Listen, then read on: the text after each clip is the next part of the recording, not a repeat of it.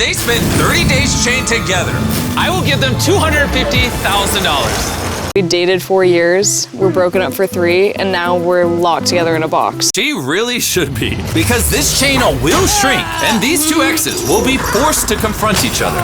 Make me want to die. Things are so bad between them. I wonder if a shorter chain would bring them closer together or tear them apart.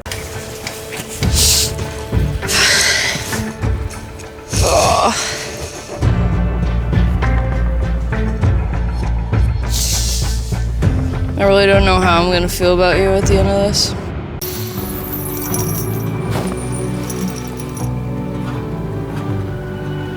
I was still madly in love with you when I broke up with you.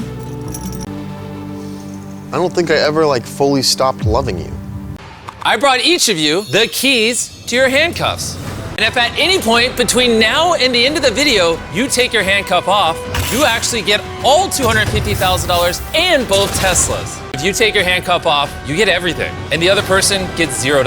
I'm actually scared now. But you don't have to do that, because now you can take the handcuffs off at any point. Would you steal the entire $250,000? I don't think so. No. I wouldn't give it to him completely, no. Are you gonna unchain yourself? No.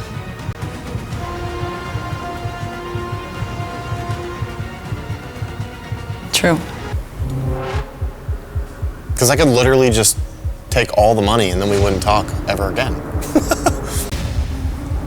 If Josh unchains himself before the time runs out, he wins the entire $250,000 and both the Teslas. I might deserve all of it.